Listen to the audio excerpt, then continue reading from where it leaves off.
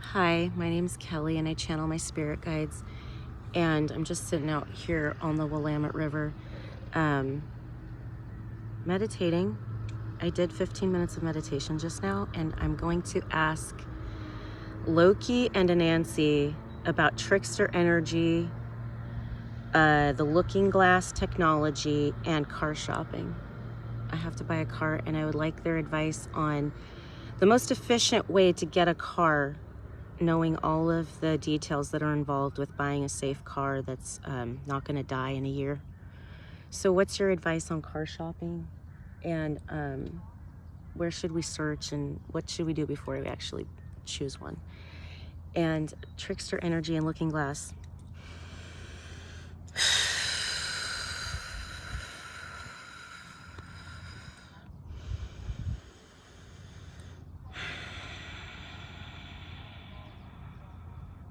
Okay.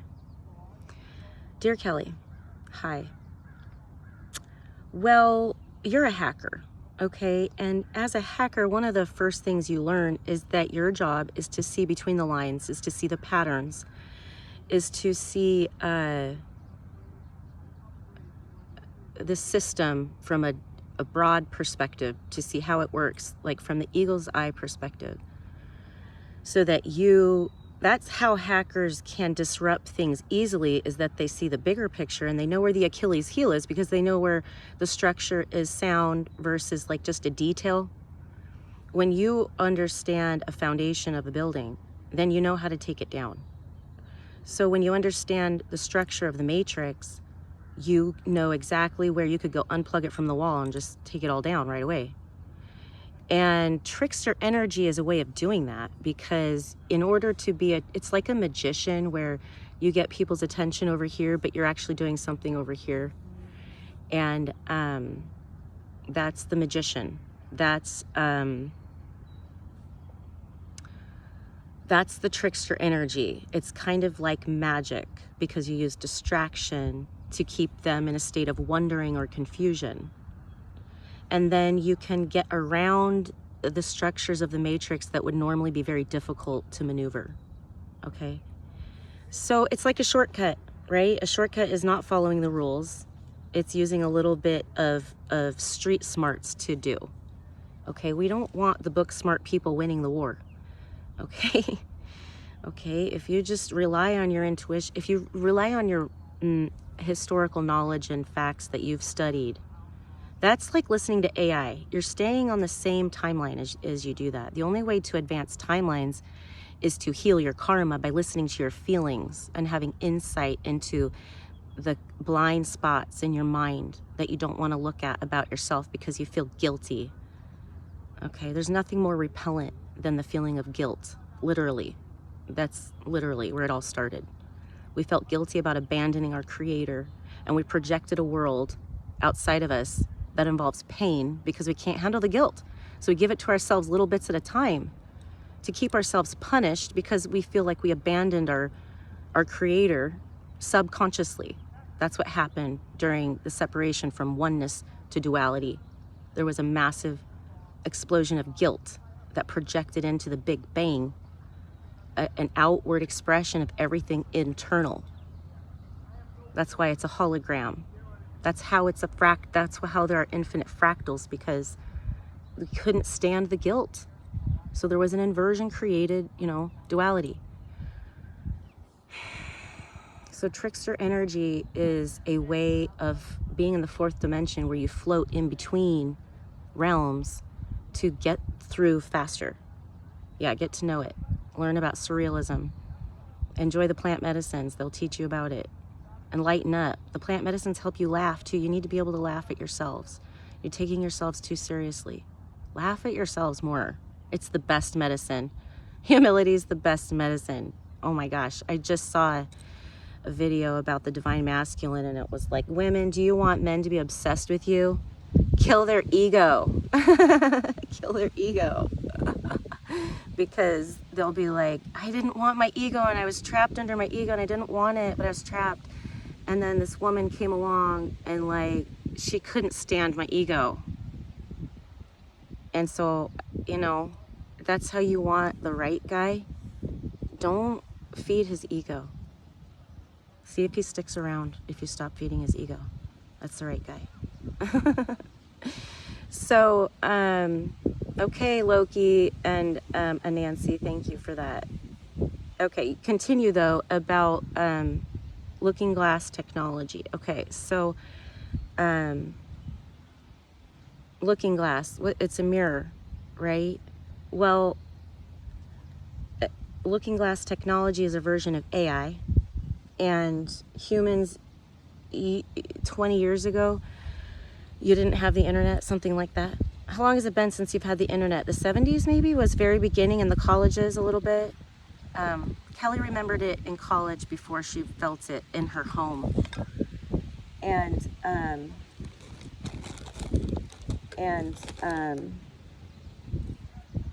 that's looking glass technology. The internet, okay, is the beginning of looking glass technology. But looking glass technology, even the advanced extraterrestrial version of it, is still part of the duality of illusion. And everything in the duality of illusion, the illusion of duality, is a reflection of how God operates.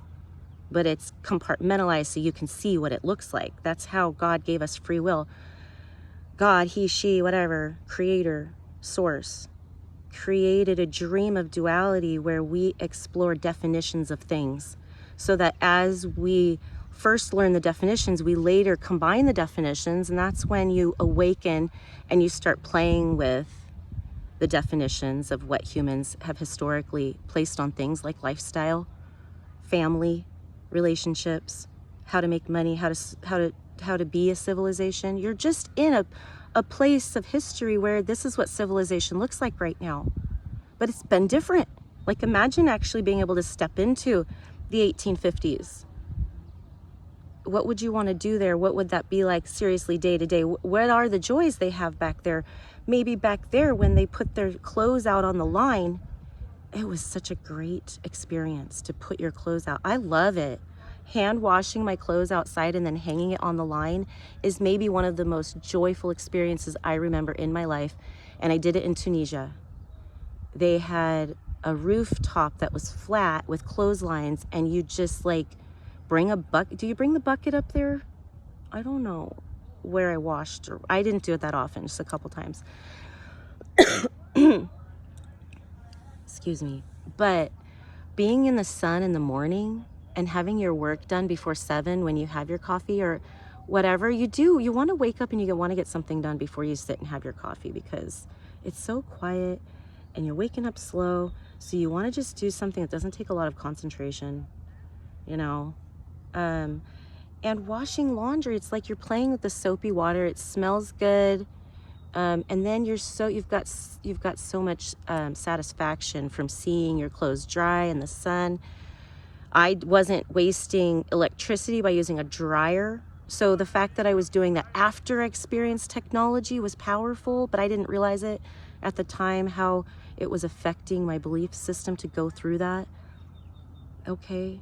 So looking glass technology is simply, okay, so we can step back in time in our imagination and think about these experiences where we had this moment, this flash of a memory. That's the same thing with the Matrix. The Matrix is recorded in the Akashic records, every single timeline. And they're not in the past or future, they're all in the present. But because you are not infinite in consciousness right now, you don't understand how that could be. So we use the terms about past and present and future time. We use time to give our third dimensional brain a place to organize the Akashic records until we're ready for it. Okay? That's time. It is all happening right now, but your consciousness is limited to a dimension where time is needed to hold everything, because you are still all one. But that part's asleep, that part's unconscious. Okay? You gotta work with the conscious part, and that's your ego. So you've got to make your ego disciplined in the direction of your highest joy. And that's how you will expand into your infinitely knowing consciousness, by first accepting your ego. And that's because this is a story of forgiveness. See, I think, this is my theory, and I'm looking for confirmation, or maybe it'll show up or whatever, but I think the reptilians were dying because, before they came to Earth, right? They were dying because their consciousness was separated from source to the degree where they couldn't figure out how to return. Okay? So they needed to find light somewhere, like a moth flying to the flame. They needed to find light somewhere so that they could figure out how to be biological again. Okay? And then, I don't understand scientifically the details of how, whatever, but genetically, the story is, the genes just hold the story. So genetically, they were heading towards extinction, and they needed light, because prana is everything. They needed to find some prana to reignite the flame of this breeze. For me, as confirmation, to reignite their flame of their Christ within, which is just source. Everybody is created from the same source. Even the reptilians were created by the same creator that created humans. And they simply went so far down the prodigal son journey that they almost didn't make it back. But God is unconditionally loving. That's the story of the last lamb, the lost lamb, right? The shepherd will leave the 99 there, because they're obviously going to stick around, and go find that lost one, because he's the one wandering and he needs to be found. And so God, where we go one, we go all. We don't leave anyone behind, even the ones who feel so guilty they've given up on themselves. It's okay, you guys. Even you, the worst of the worst of the worst. And that's what Mary Magdalene represents. And Isis represents that. She gathered all the pieces of Osiris. There's something about unconditional love where she cleaned up the mess. Okay? And it's just because she did that, it wasn't a bunch of work. It was her consciousness that let her do that, because her consciousness remembered the illusion. And Osiris, figuratively, metaphorically, got lost in some sort of underworld, right? We get lost in hell when we forget that we're innocent. And it's what's able to make duality possible. And it can be explained 1,000 different ways, but it's like that simple. It's just the pyramids. An inversion happened from the singular frequency in the very beginning. An inversion happened that created a wave, which is inversion, a wave sign. It's up, down, up, down. It's up is one direction, down is another direction, and they balance each other out, and that's the inversion. So balancing out that, and everything is stored in the Akashic records for you to go play with. And every lifetime you have a different set of experiences that you and your council of elders, your team, because you don't do anything alone in the 5D. Okay, so humans, start thinking about being cooperative more, and you'll start heading in the 5D. Okay, your council of elders helped you design experiences to have pings go off in your mind, ping, ping, ping. And when we helped you do that, we knew this would lead you on a certain path. We knew we could see the whole matrix, so we know which direction you could head in. We know what's ahead of you, but you're the one who's there with free will, integrating all of your lifetimes. So we have to deal with whatever surprises your free will comes up with, because your free will is like the final say in how you've learned these lessons. Your free will is your connection to your personal higher self that knows exactly how it all needs to fall into place. We have a lot of technology up here where we can see the parallel lifetimes that you're capable of reaching from the frequency that you're at. It's very scientific. It's all measured. You just don't have the devices that can measure the frequencies we can see. Okay, because it's beyond your scope of technology and the density that you're in. You guys trust science, and yet you still think airplanes are as advanced as spaceships, as UFOs. You think airplanes are as advanced as UFOs, but you think you should trust your science where it's at right now? No, there's no justification for trusting science except that you're scared about some sort of virus. And we have an answer. Guess what? Their answers are only going to serve them. Their answers are not. Michael Jackson made a song. They don't care about you.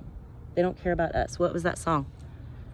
They don't care about us. They don't care. They created the whole virus just to get you to take a vaccine. And I don't know how that's not obvious at this point. I don't know. So, okay, looking glass. And so of course, your looking glass technology is a representation of your higher self communication with you. So, we're introducing the concept of a higher self through artificial intelligence. So as you watch the story of how people are interacting with artificial intelligence, you've got a lot of fear. You've got a lot of people afraid of it. And that's going to lead humanity to question artificial versus authentic. Okay, you're going to see a lot of this artificial stuff. Yeah, you can make art with it, but it doesn't really speak exactly what your heart's trying to say. And sometimes your art will come out as ugly, but it was true. And there's a bit of that's needed in art. You don't want it to be all pretty. You want it to have a little bit of question to it, a little bit of, oh, why'd they do that? It makes you look longer. If everything looked really comfortable looking, then you would be like, oh, okay, nice. I accept, I approve, and I move on. But if there's something off about it, you're like, oh, I wonder what they were thinking when they did that. And that's what's interesting about art. It's its reaction to you. Do you just go about your day being the same? Do you put a landscape on the wall that just goes, oh, I wish I lived there, and or do you put something that goes, catches your eye and you just can't figure it out? There's different ways of enjoying art. But anyway, looking glass is going to prepare people for the higher self. And so your higher self is the thing that's unique to you. Every individual has a higher self, and that, when humanity starts questioning that, things are really going to shift. So AI, yes, it's bringing in a catalyzing of human consciousness that's going